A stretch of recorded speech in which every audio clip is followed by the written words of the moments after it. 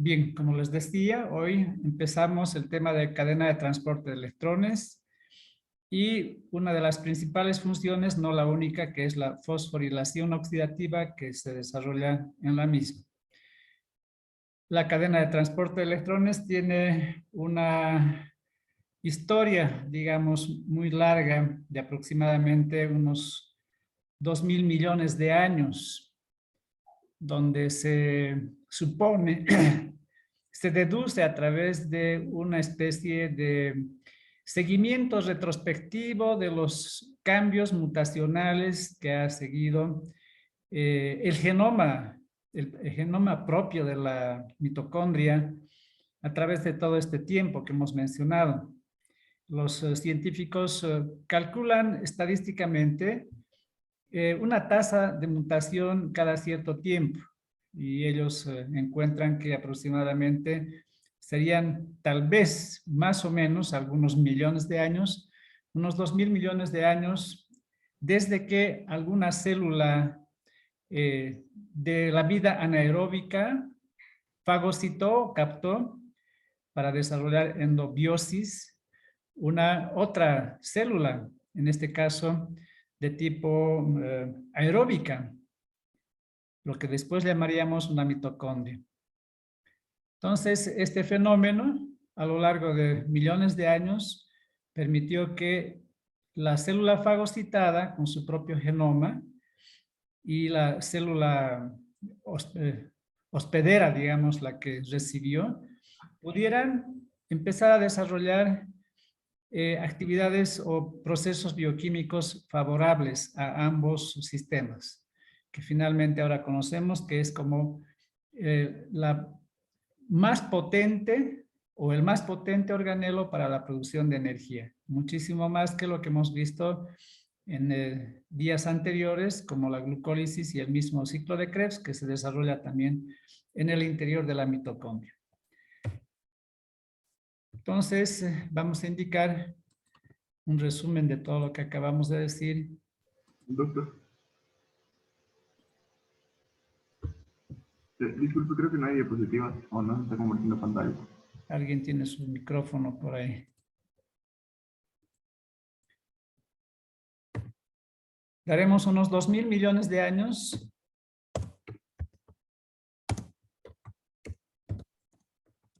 Doctor, no se está compartiendo pantalla. Ay, perdón. Gracias.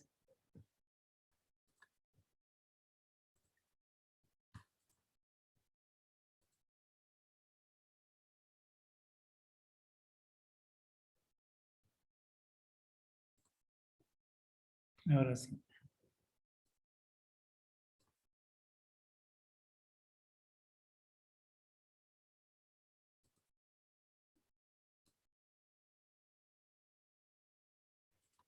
Entonces, escribiendo lo que dije, diremos que unos 2.000 millones de años tenemos para que una bacteria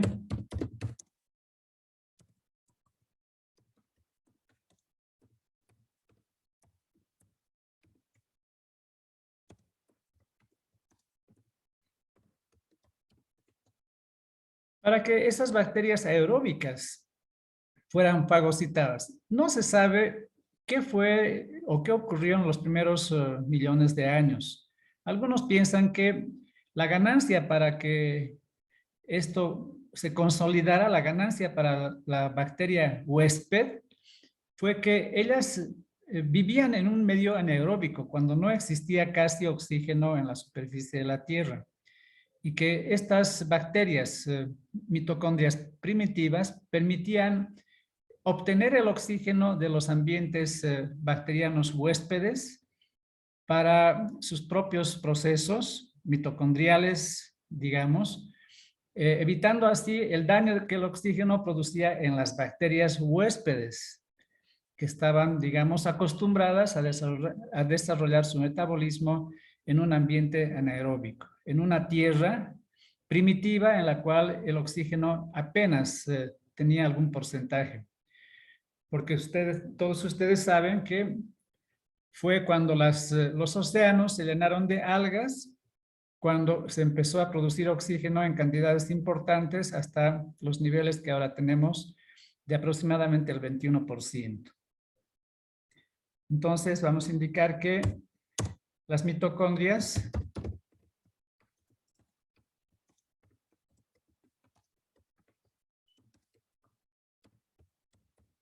eran bacterias libres, aeróbicas,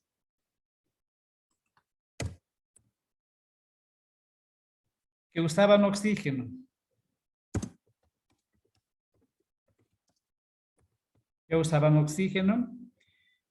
Y que posteriormente con el tiempo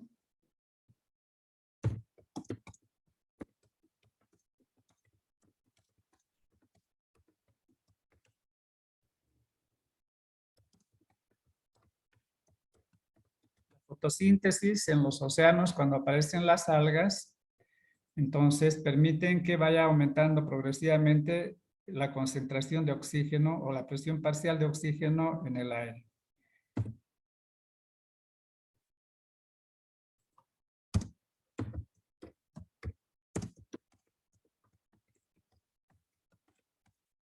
La concentración de oxígeno en la atmósfera.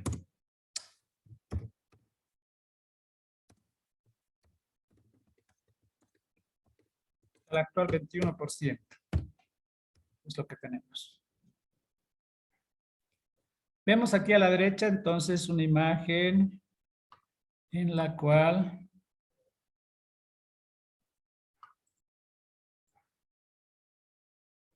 podemos observar en celeste bajito las bacterias anaeróbicas antiguas hace unos 2.000 millones de años, y en rojo las bacterias mitocondrias primitivas que fueron endocitadas, digamos, es lo correcto, y que luego se adaptaron mutuamente para obtener algún beneficio propio.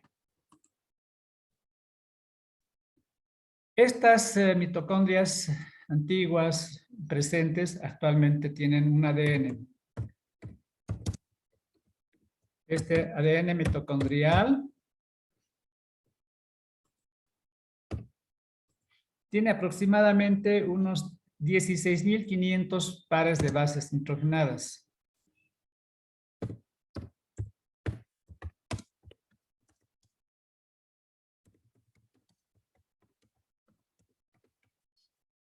Estas 16.500 pares de bases nitrogenadas se organizan en 37 genes.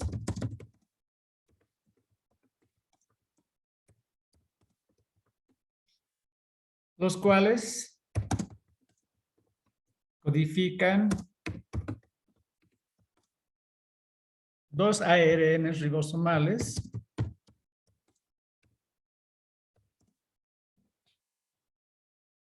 22 ARNs de transferencia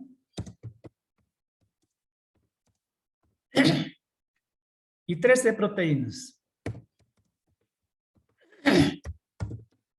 Entonces son 13 proteínas, la mayor parte de las cuales está orientada a la cadena de transporte de electrones.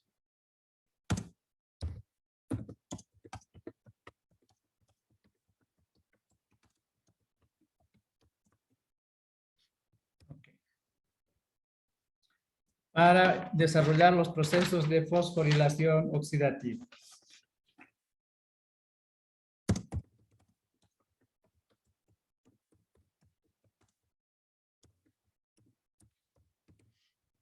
Debemos comprender que la ganancia fue realmente trascendental para el desarrollo de la vida en la complejidad posterior a través de millones de años hasta llegar al ser humano, hasta llegar al Homo sapiens.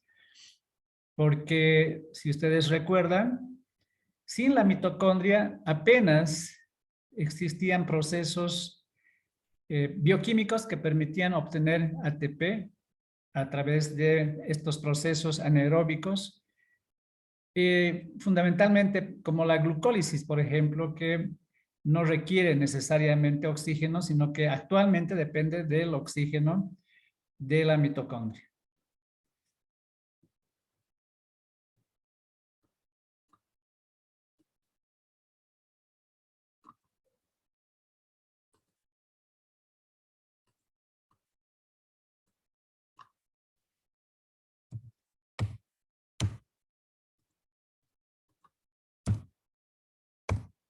Veremos ahora una imagen en cuanto a la estructura y función mitocondrial.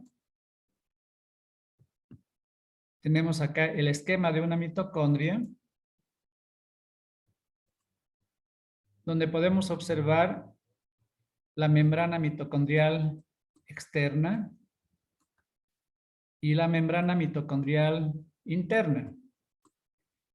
Este fenómeno es de extraordinaria importancia porque es en el espacio intermembranoso que va a ocurrir un fenómeno que es el de desarrollar o generar energía potencial para que esta energía potencial permita el bombeo de protones y luego la utilización de estos protones para la obtención de ATP. Entonces, el espacio intermembranoso se constituye en una región de la mitocondria en la cual se va a almacenar energía electroquímica, energía potencial. Como en el caso de una batería de automóvil, como veremos más adelante en alguna imagen. Tenemos, más allá de la membrana mitocondrial interna, el espacio intermembranoso. En el espacio intermembranoso tenemos regiones donde podemos encontrar el ADN bicatenario circular mitocondrial, aquí en morado. Tenemos los ribosomas que van a permitir que este ARN se organice en genes, en esos 37 genes que hemos indicado, para la síntesis de proteínas. Estos son los ribosomas en verde. Tenemos en café oscuro acá, encerrado en un círculo, la proteína compleja ATP sintetasa, en la cual se va a encargar de la síntesis de ATP. Tenemos las crestas, cuya función básica es ampliar la superficie en la cual se va a desarrollar el transporte de electrones. Entonces, esa es otra ganancia que permite entonces que una mitocondria produzca una enorme cantidad de ATP. A la derecha tenemos, para que tengamos una imagen más real, imágenes de microscopía electrónica de cómo más o menos se observan de verdad las mitocondrias.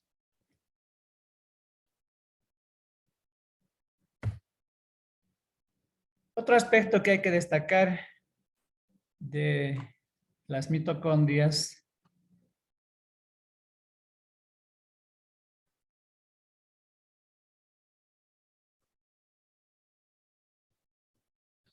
ocultar esto, a veces se oculta y a veces no se oculta. Bueno, es que la mitocondria, en ella la cadena de transporte de electrones, está relacionada íntimamente con la glucólisis y con el ciclo de Krebs. ¿Por qué razón? Porque la glucólisis, dependiente del oxígeno en la mitocondria, va a acabar en 2 piruvatos.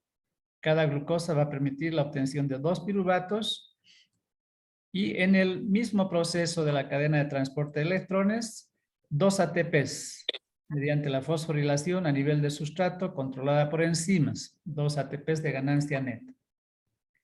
Adicionalmente, la glucólisis va a producir, siguiendo esta flechita, 2 NADs. Estos 2 NADs se van a ir hacia la cadena de transporte de electrones para producir energía para la producción de ATP.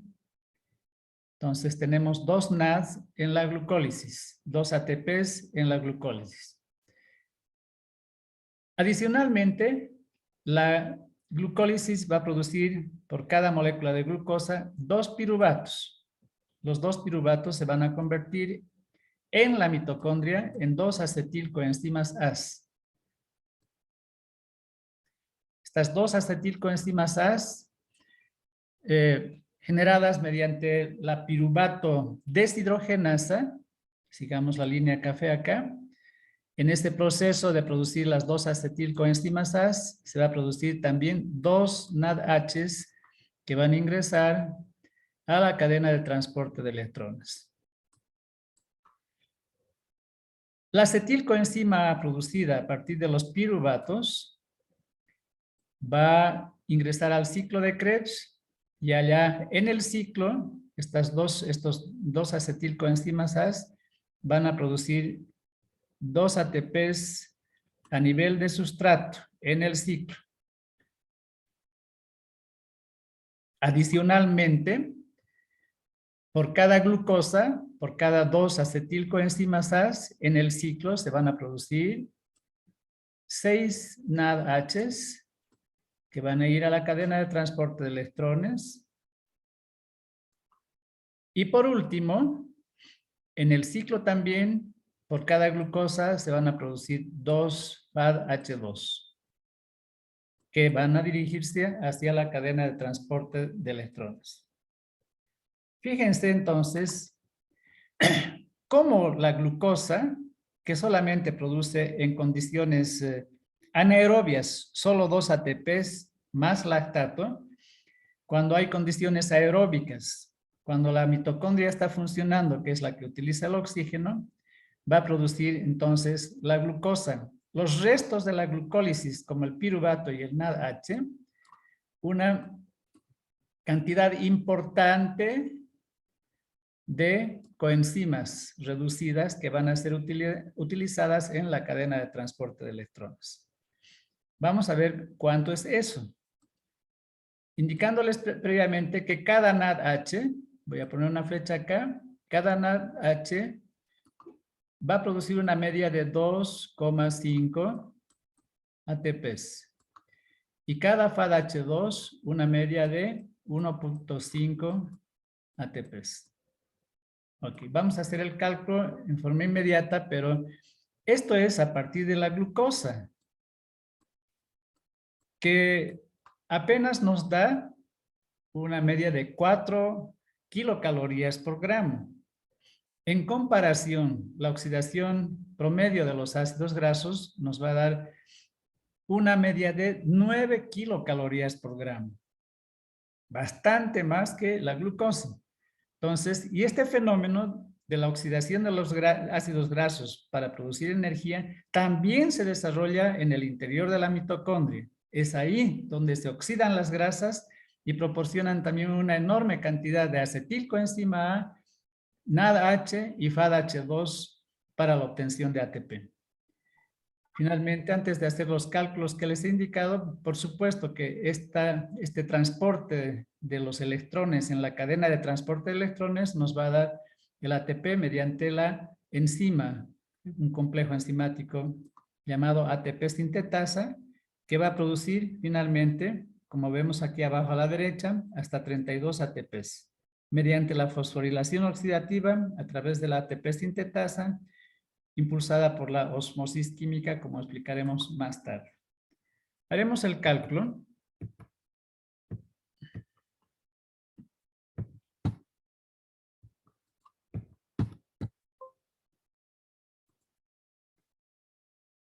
Indicando entonces que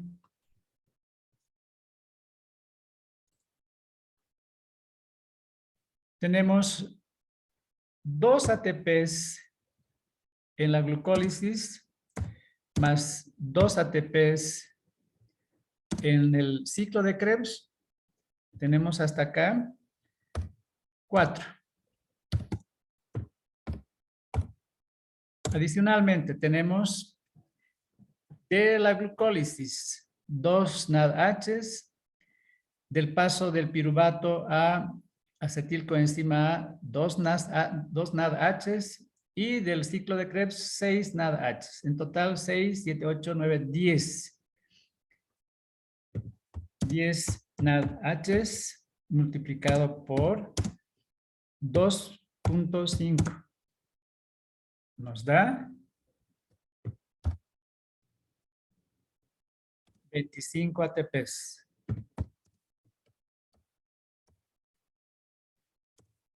Y finalmente tenemos 2 FADHs multiplicado por 1.5.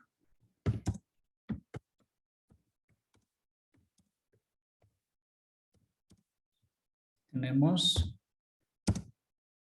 3 ATPs. Podemos sumar entonces ahora y veremos que tenemos 25 más 4, 29 más 3, 32 ATPs en total. Es la media entonces que se produce en la glucólisis aerobia, gracias a que la mitocondria debe tener oxígeno para desarrollar el transporte de electrones. Si no es así, saben ya ustedes que la producción de la glucólisis apenas llega a 2 ATPs. Bien.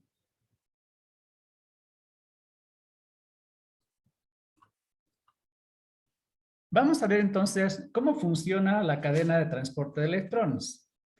Hemos indicado que los elementos importantes son el espacio intermembranoso. ¿Por qué? Porque allá es donde se van a acumular protones, es decir, iones de hidrógeno que van a constituir una forma de almacenamiento de energía.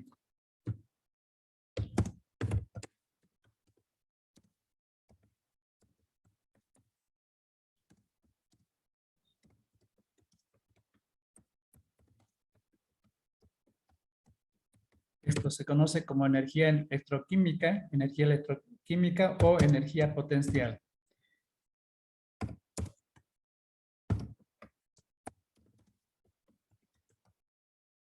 Adicionalmente, las invaginaciones aumentan la superficie donde se desarrolla el transporte de electrones.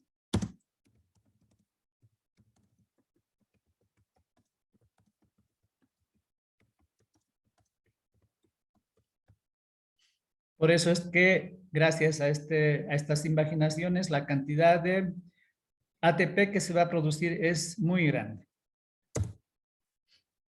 Enzimas. Las enzimas relacionadas al ciclo de Krebs y a la oxidación de los ácidos grasos.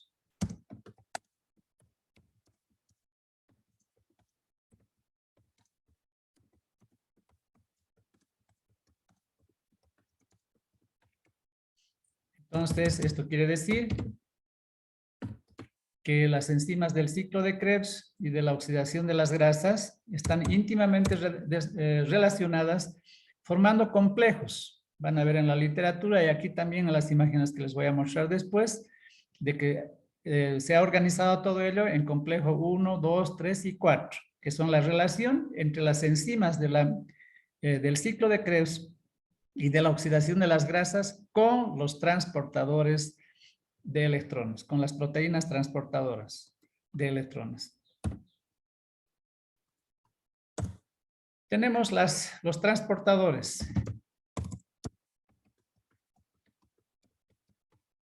que yo los he organizado de una forma menos compleja, que son los siguientes: un complejo FMN, flavin mononucleótido relacionado al hierro y al azufre, pero ahí nos quedamos. Luego viene el siguiente, que es la coenzima Q, entre paréntesis, ubiquinona.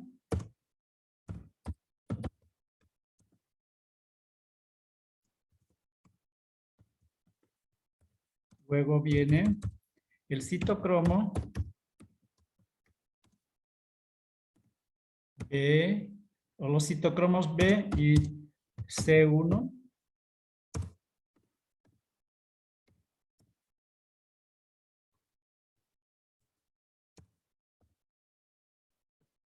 Luego tenemos al citocromo C.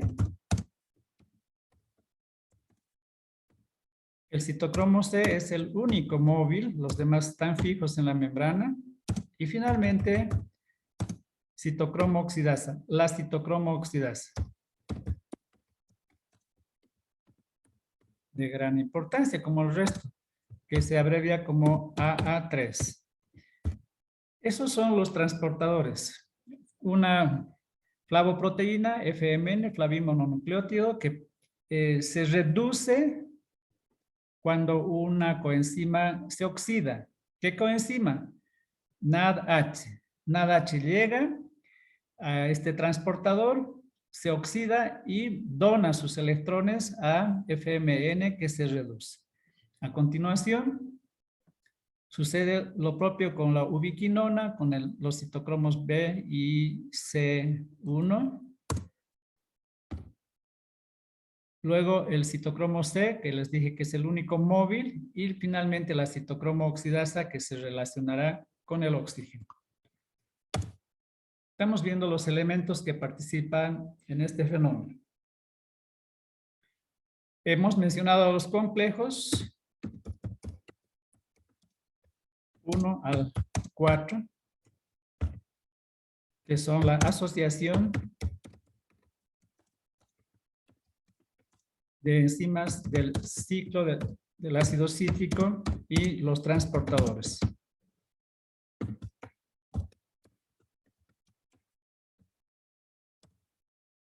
Al oxígeno, por supuesto, que tiene un rol importantísimo. Al ADP y fósforo inorgánico, que se va a unir al ADP para formar ATP. Y la enzima, el complejo enzimático,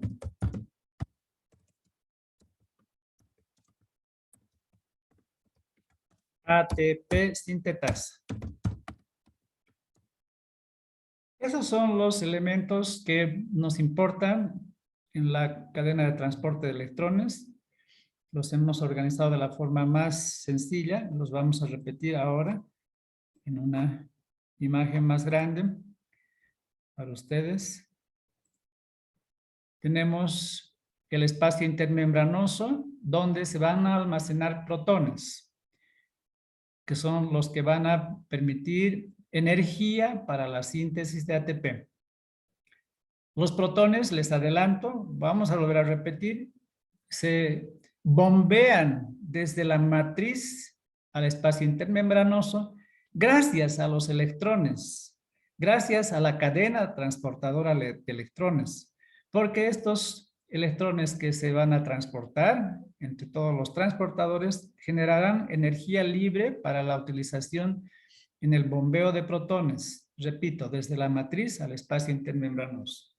Allá entonces se van a constituir en energía potencial que va a generar cuando fluyan estos protones la energía necesaria para la síntesis de ATP. También se denomina energía electroquímica. Ya hemos mencionado las invaginaciones, aumentarán la superficie, permitiendo una gran eficiencia de cada mitocondria para la síntesis de ATP. Las enzimas de la beta oxidación y del ciclo de Krebs, aquí nos hemos borrado, no sé por qué, del ciclo de Krebs y de la beta oxidación, que también ocurre dentro de la mitocondria y que van a permitir la generación de NADH y FADH2 para alimentar a la cadena de transporte de electrones. Los transportadores propiamente dichos, flavoproteína, ubiquinona, citocromos B y C1, citocromo C móvil y la importantísima citocromo oxidasa o AA3. Los transportadores y las enzimas formando complejos de 1 al 4, que es la asociación de las enzimas del ciclo de Krebs y de la oxidación de los ácidos grasos con los transportadores de electrones. El oxígeno, sin el cual no funciona la cadena, ADP para que juntamente con fósforo inorgánico se forme ATP, y el complejo enzimático ATP sintetasa.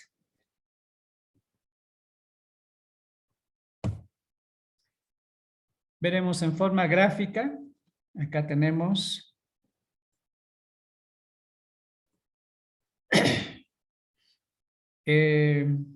la matriz mitocondrial a este lado y el espacio intermembranoso a este otro lado. La membrana mitocondrial interna, que es lo que estamos señalando acá, una doble capa lipídica, y los transportadores. Aquí se puede ver el número 1 en romanos, el 2, el 3 y el 4. Son transportadores asociados a las coenzimas que van a producir NADH, FADH2.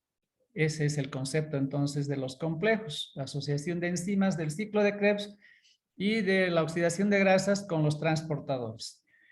El primer transportador, FMN. El segundo, la ubiquinona o coenzima Q.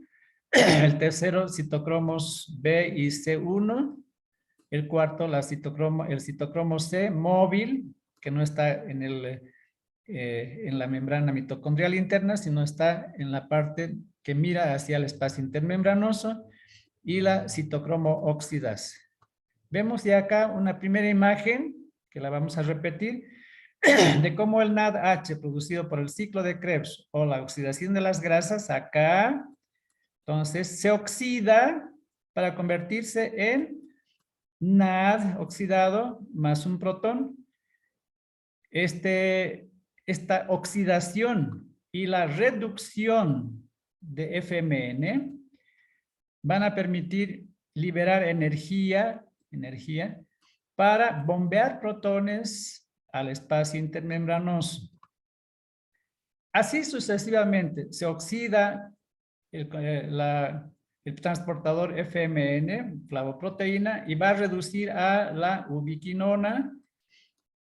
En el momento en que hay este proceso de óxido-reducción, se genera energía libre. Esta energía libre bombea protones desde la matriz al espacio intermembranoso. Entonces vamos comprendiendo el transporte de los electrones provenientes de las coenzimas. Ese transporte de electrones, en el momento en que se produce el fenómeno de óxido-reducción, en ese instante genera energía. Es como una chispa eléctrica, podemos imaginarnos. Y esa energía, esa chispa eléctrica, será suficiente para bombear protones desde la matriz hacia el espacio intermembranoso. A lo largo de la cadena sucede este fenómeno. Y eso acumula protones en este espacio intermembranoso. Acumula energía, como la energía de las baterías de automóvil. De esa manera, entonces, se acumula en un espacio protones que luego van a producir trabajo para la generación de ATP. Aquí a la derecha vemos lo mismo. Aquí he anotado ya nombrecitos como para la ubiquinona. Aquí está ya el nombre de FMN. Aquí está el citocromo BC1, asociado al hierro, al azufre. Aquí está el citocromo C. Aquí está el citocromo C. El móvil. Aquí tenemos nombrado una enzima. Podemos olvidarnos de eso. Aquí tenemos a la citocromo oxidasa o AA3. Y finalmente, al lado del último transportador, tenemos a la ATP sintetasa, un complejo proteico que permite la síntesis de ATP. Vamos viendo entonces ahora de que hay dos procesos. Uno que es el transporte de los electrones. ¿De dónde vienen estos electrones? Del ciclo de Krebs y de la oxidación de las grasas. Estos electrones en forma de presentes en las coenzimas reducidas NADH y FADH2 van a donar energía para bombear protones.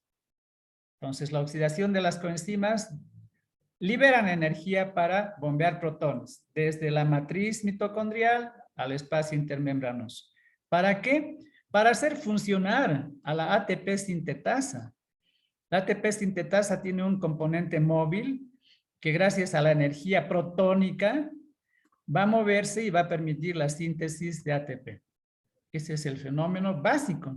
La cadena de transporte de electrones produce energía para el bombeo de protones y los protones que se acumulan van a permitir energía, cuando fluyan estos protones, energía para la síntesis del ATP.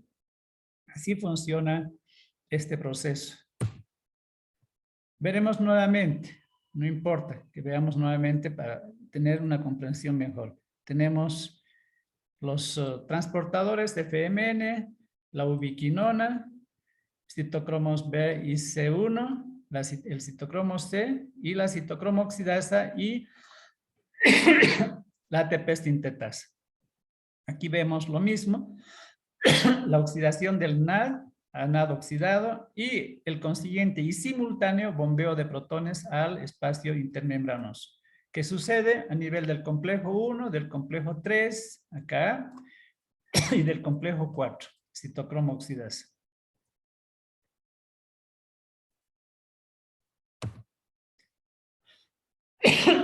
Tenemos acá, para tener una analogía en nuestra vida cotidiana, los que conocen una batería por su interior no tienen problemas, pero podemos hacer un esfuerzo. Esta es una batería de automóvil que tiene un polo positivo y tiene un polo negativo.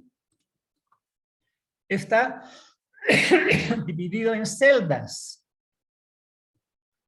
mediante placas y separadores. Eso permite la analogía que esta división de celdas de los espacios intermembranosos de una batería. En esas celdas se va a almacenar precisamente protones.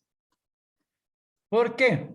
Porque el líquido que va a estar en los espacios acá intermembranosos, digamos, entre comillas, de la batería, en estas celdas, entre las placas, está constituido por agua y ácido sulfúrico. El H2SO4 va, como ácido, va a disociarse a HSO4.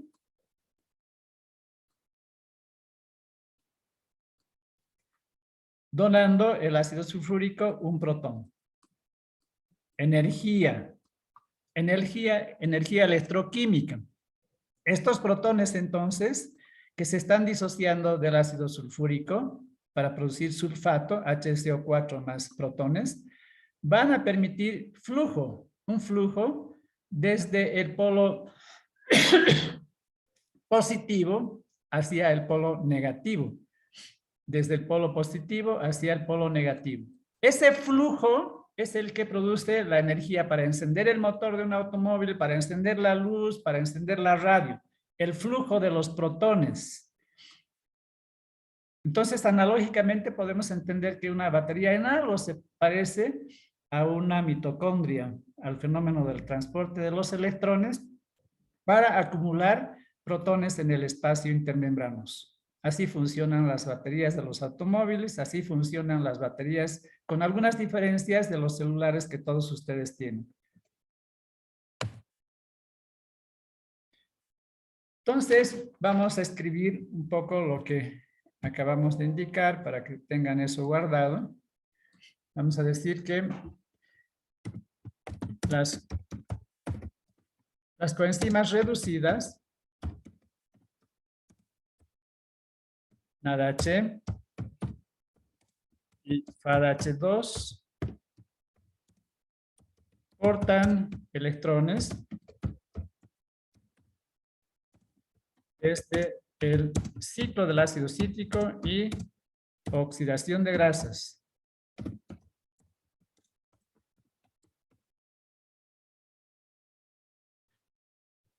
Estas coenzimas reducidas entonces van a donar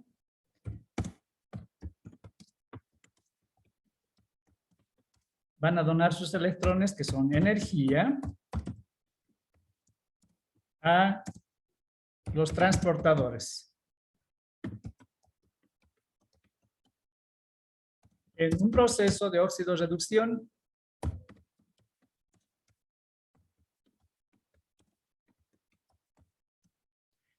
un proceso de oxidorreducción que va a ir desde FMN hasta la citocromo oxidasa.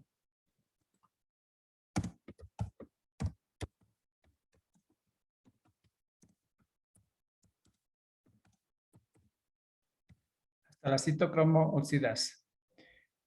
Desde el transportador más electropositivo al más electronegativo, perdón, al revés, desde el más electronegativo hasta el más electropositivo. Desde los transportadores menos afines hasta el portador citocromo oxidasa, que es el más afín, el que ya no va a soltar fácilmente sus electrones, a no ser que exista oxígeno por ahí.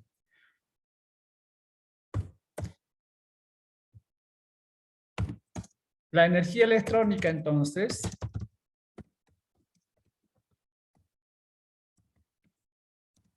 se usa para el bombeo de protones. Desde el espacio intermembranoso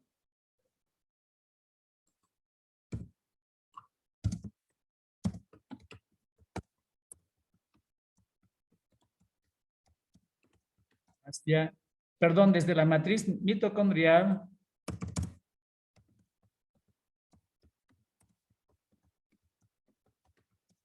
al espacio intermembranoso.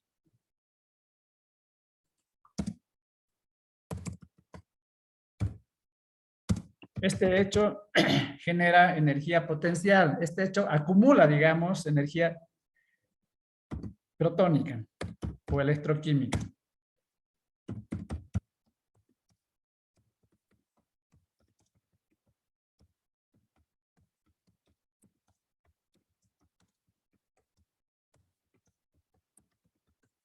Acumula energía electroquímica como energía potencial.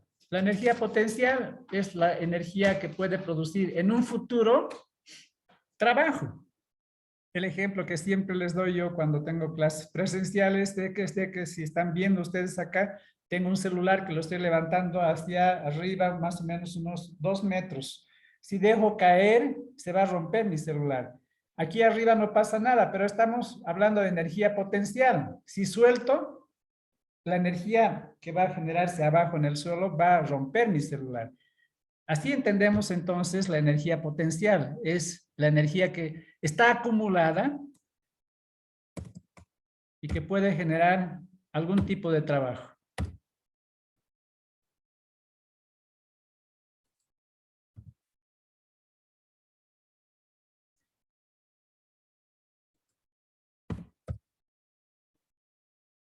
Ok, entonces acumula energía química.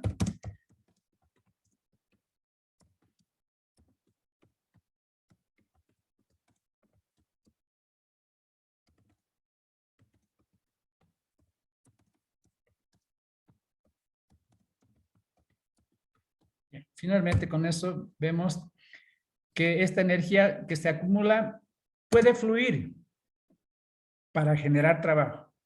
Entonces, hemos escrito acá, la cual será usada cuando fluya a través de la proteína ATP sintetasa para la producción de ATP.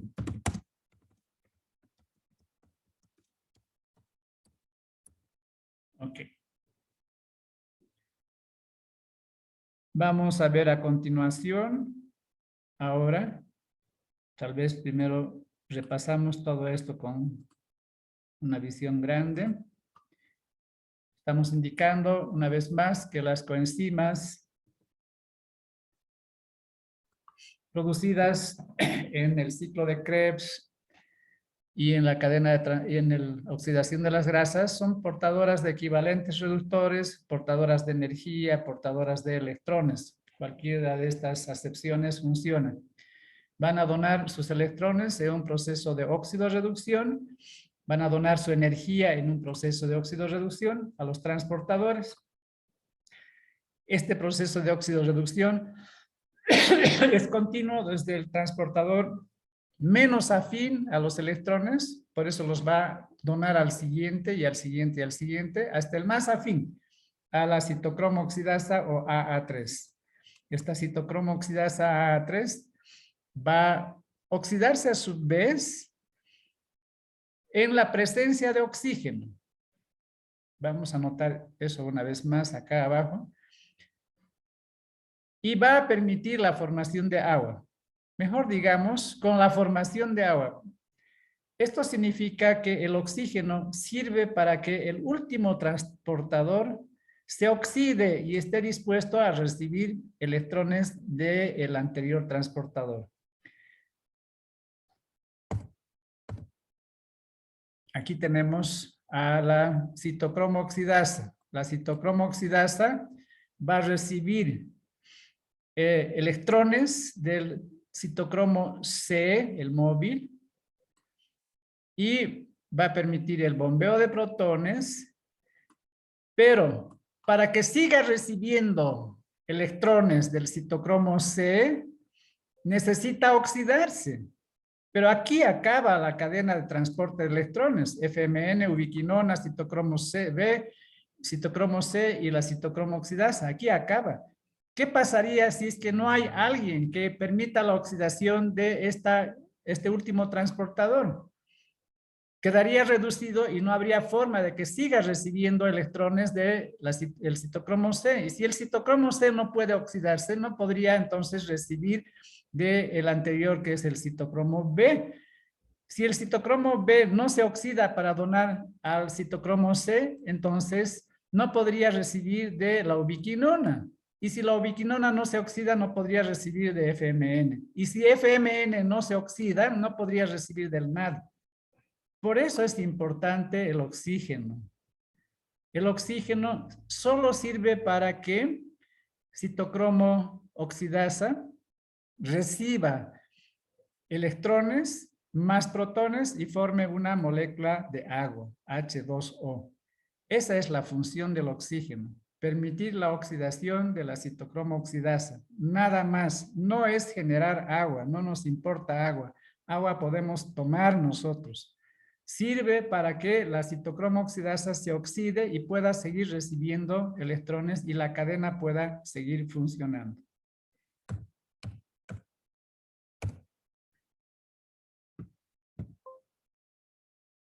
Vamos a anotar eso más. ¿Ok?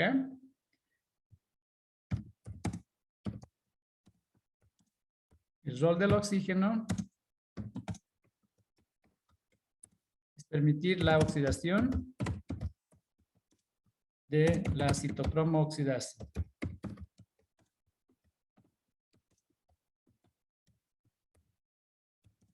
tal manera que la cadena de transporte pueda seguir funcionando. Si no hay oxígeno,